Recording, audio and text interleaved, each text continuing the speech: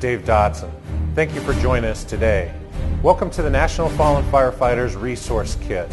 Today we're going to talk about a problem that the American Fire Service is having, but we're also going to talk about solutions to that problem.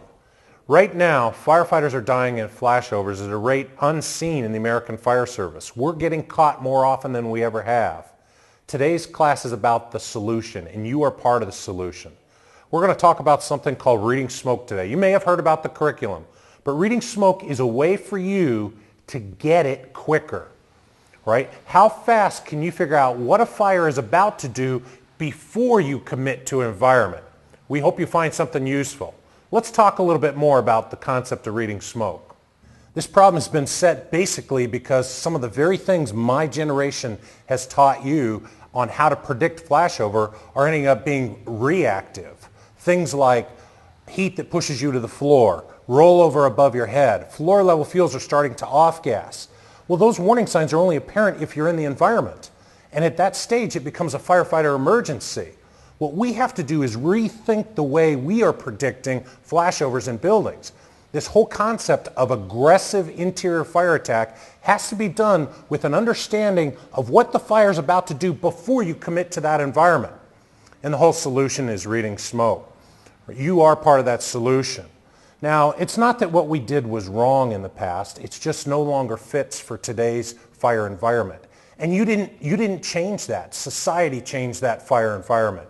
So I think it's incumbent upon us to change what we do about it. And the solution is in the material you're going to see as part of this training package. We appreciate you being here. Now, just as a brief overview, reading smoke is a concept that allows you to, on arrival, figure out the answer to 3 questions. And the questions are actually pretty simple, right? Specifically, where's the fire? What's that fire going to do in terms of size and intensity? And what is it going to do next? And if you can answer those questions, where's the fire, how big is the fire, and what's it going to do next, you'll be able to predict the fire, forecast fire behavior before we commit our people to it.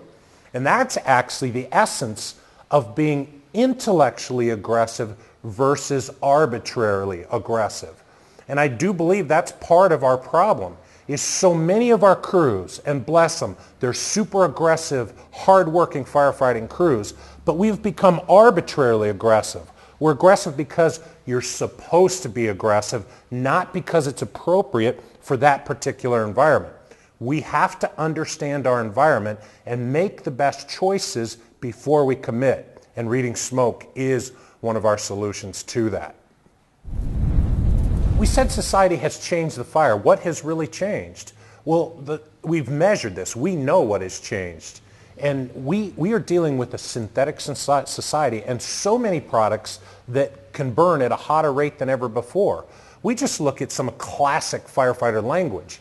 Classic firefighter language, the foundation of the firefighting world that I came into was that typical residential fires release 8 to 10,000 BTUs per pound of fire load. Well, first of all, we don't even use those measurements. That's how outdated that is. But the bottom line is the equivalent in our simple language is fires today are 18 to 20,000 BTUs per pound, right? Things have changed that much. The rate of heat release, the energy release that's being released over a short amount of time is off the charts and causing textbooks to be rewritten. Another way to look at it is this. We know the classic fire growth in a compartment is measured as a 6 to 8 minute window.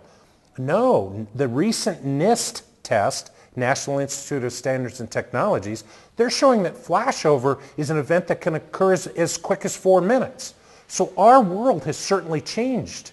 The basic adage that a fire will grow or double its size in a minute, that's way old school stuff. Right? The reality is a fire can grow 10 or 20 times its volume in just a few seconds. It's called smoke gas ignition, right? And that can lead up to and include flashover as an event.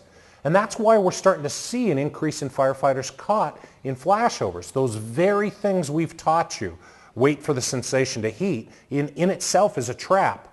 What we have to learn, and one of the strongest messages in reading smoke, is we've got to learn to see heat. Don't wait to feel heat. And reading smoke allows you to see that, especially if you know some of the patterns. On top of that, society has changed the building. We have a building that's better insulated initially and holds the heat, but then starts failing really quick, right? Especially with engineered lightweight wood buildings. And those two things, we've changed the fire, we've changed the building, are leading to basically a collision course for firefighters. And the rate that we're getting caught by that collision course is not anecdotal. It's a definite trend in the fire service. And we have to reverse that trend. And that's where you come into play. Where you come into play, you're part of the solution. We have to learn to read the building. We have to learn to read the smoke so we can predict what's going to happen in the next 2 minutes or 5 minutes or whatever your setup and evolution time is.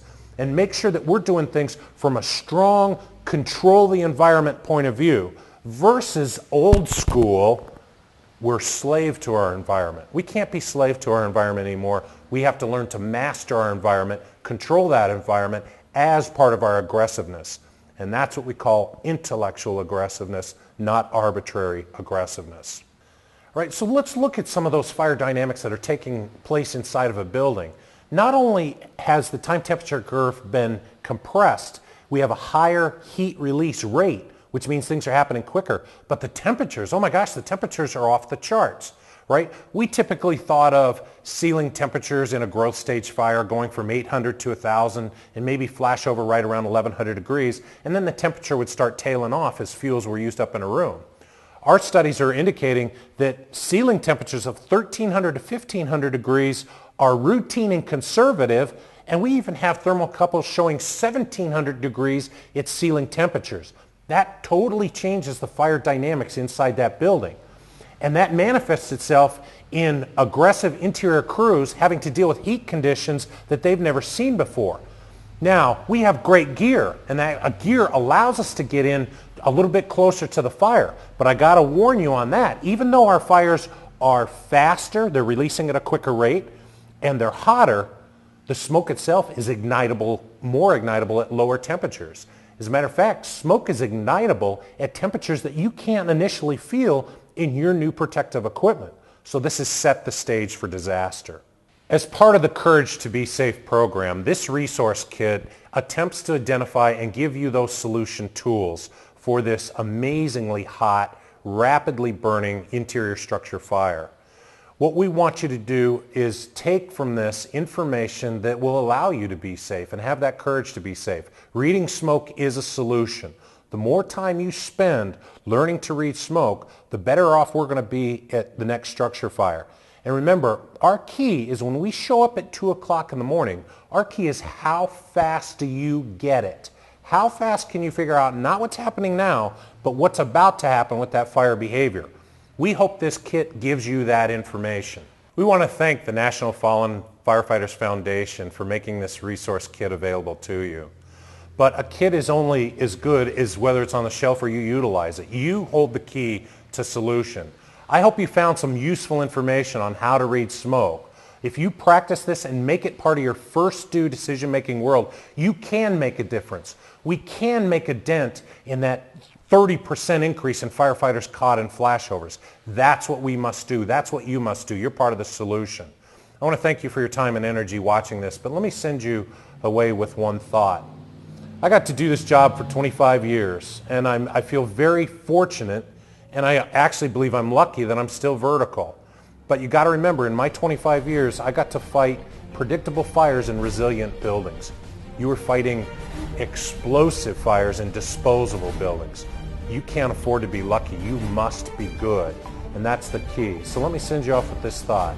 Go out there and read smoke. Learn to read smoke and get good at it. Learn how to read buildings too. Read smoke, read buildings. Vent high, punch low, and don't just be safe. Go work your butt off at the next incident and make it more safe. I'm Dave Dodson. Thanks for joining us.